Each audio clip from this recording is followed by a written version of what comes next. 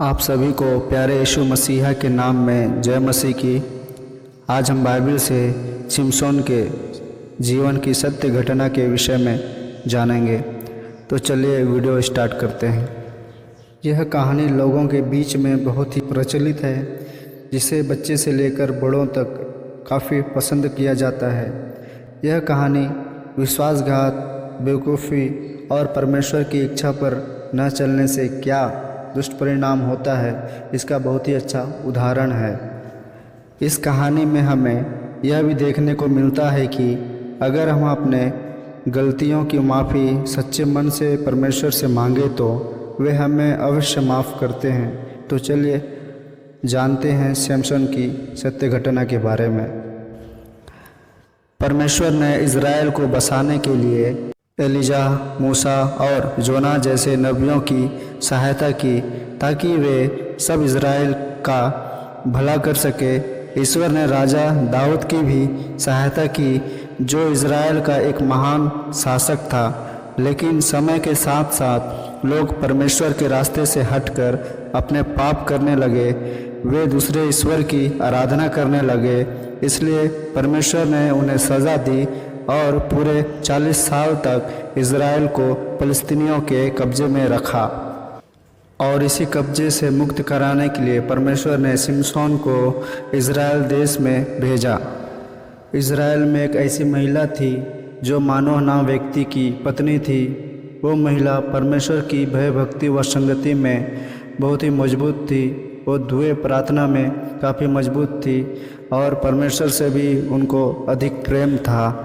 उस महिला का कोई भी संतान नहीं था। एक दिन परमेश्वर ने अपने स्वर्गदूत को उस महिला के पास भेजा और परमेश्वर के नाम से उसे आशीर्वाद दिया और कहा, ईश्वर तुमसे प्रसन्न है। वे तुम्हें वरदान में एक खास और महत्वपूर्ण बच्चा देना चाहता है, जो आगे चलकर इज़राइल का रक्षक बनेगा। वह बहुत ताकतवर होगा। लेकिन साथ ही साथ उसे एक चेतावनी भी दिया गया कि याद रहे, तुम शराब और मांस का सेवन मत करना। यह सुनकर उस महिला ने परमेश्वर का धन्यवाद किया और गरीबों का मसीहा व ईश्वर कहा। इसके बाद स्वर्गदूत ने कहा, याद रहे, तुम्हारा बच्चा कभी भी अपने बाल ना काटे, नहीं तो उसकी सारी ताकतें व बल चली जाएंगी। यह कहकर वह स्वर्गदूत वहाँ से चला गया। इसके पश्चात उस स्त्री से कुछ महीनों बाद एक बच्चा उत्पन्न हुआ, जिसका नाम सिमसोन रखा गया। वह बच्चा बड़ा होता चला गया और यहोवा ने उसे आशीषित किया। प्रभु की आत्मा उस पर वास करती चली गई। अब सिमसोन बहुत ही ज़्यादा शक्तिशाली व ताकतवर हो गया। एक दिन वह अपने निहत्थे हाथों से एक जवान सिंह से लड़ा और उसे मार डाला। आगे चलकर सिमसोन ने शेर के मृत शरीर में से मधुमक्खियों के लगाए छत्ते से शहद का स्वाद चखा। एक दिन सिमसोन ने 300 लोमड़ियों को पकड़ा, फिर दो दो करके एक साथ उनकी पूँछों को बांध दिया और उनमें मसाले जला दी। फिर सिमसोन ने लोमड़ियों को फ़लस्तीनियों के अनाज वाले खेतों में छोड़ दिया। ऐसा करने से फ़लस्तीनियों के सभी अनाज के खेत नष्ट हो गए, जलकर राख हो गए। यह सब देख फ़लस्तीनी काफ़ी क्रोधित हुए और सिमसोन को पकड़ने की योजना बनाई। योजना सफल होने के पश्चात उन्होंने उसे पकड़कर रस्सियों से बांध दिया और उन्हें चारों तरफ घेर लिया, उसे जान से मारने के लिए। लेकिन परमेश्वर की आत्मा उस पर थी। वह रस्सियों को तोड़ डाला और पास में ही मरे हुए गधे में से एक ताज़ा जबड़े की हड्डी उठाई और लगभग 1000 फ़लस्तीनियों को मार गिराया। और सिमसोन की अद्भुत शक्ति और अपार ताकत को देखकर सभी फ़लस्तीनी भागने और डरने भी लगे। यह सब देखकर सभी फ़लस्तीनी सिमसोन से काफ़ी परेशान रहते थे कि इतना दुबला पतला व्यक्ति के पास ताकत आई कहाँ से। वे इस बात को जानने के लिए उत्सुक थे कि आखिर किस वजह से सिमसोन इतना ताकतवर है और उसे कैसे कमज़ोर किया जाए। उधर दूसरी ओर सिमसोन दलीला नाम की एक लड़की से बेहद प्यार करता था। दलीला फ़लस्तीन की रहने वाली थी, फिर भी वह उससे बहुत प्यार करता था। सिमसोन उससे मिलने उसके पास जाया करता था। सिमसोन की यह बात फ़लस्तीनियों को पता चली तो उन लोगों ने इस बात का फ़ायदा उठाया। फ़लस्तीनी दलीला के पास पहुँचे और उससे कहने लगे, क्या तुम्हारा नाम दलीला है? फिर उस स्त्री ने कहा, जी हाँ, मैं ही दलीला हूँ, लेकिन क्या हुआ, तुम कौन हो और मेरे घर में क्यों आए हो? यह कहकर पूछने लगी। फिर फ़लस्तीनियों ने उस स्त्री दलीला को अपनी समस्या बताई और सिमसोन को पकड़ने के लिए उससे मदद मांगी। दलीला स्त्री ने फिर जवाब दिया कि लेकिन सिमसोन और मैं एक दूसरे से बहुत प्यार करते हैं, हम दोनों शादी करने वाले हैं, मैं ऐसा नहीं कर सकती हूँ। उस दलीला की बात सुनकर फ़लस्तीनियों ने उसे लालच देना चाहा और लालच में उन्हें खूब सारा धन दौलत और ऐश्वर्य देने की बात कही। दलीला उनकी बात में आ गई और वह उसके दिए हुए लालच में फंस गई। दलीला उनसे कहती है, ठीक है, मैं यह करने को तैयार हूँ, लेकिन मुझे क्या करना होगा? वह पूछती है कि लेकिन मुझे क्या करना होगा? उन फ़लस्तीनियों ने कहा कि उन्हें जानना है कि सिमसोन के पास इतनी ताकत और बल किस कारण है और वे उन्हें पकड़ना भी चाहते हैं। अगले ही दिन सिमसोन दलीला के घर आया। दलीला ने सोचा कि यह उसके लिए बहुत ही अच्छा मौका है। उसने सिमसोन के लिए स्वादिष्ट भोजन बनाया।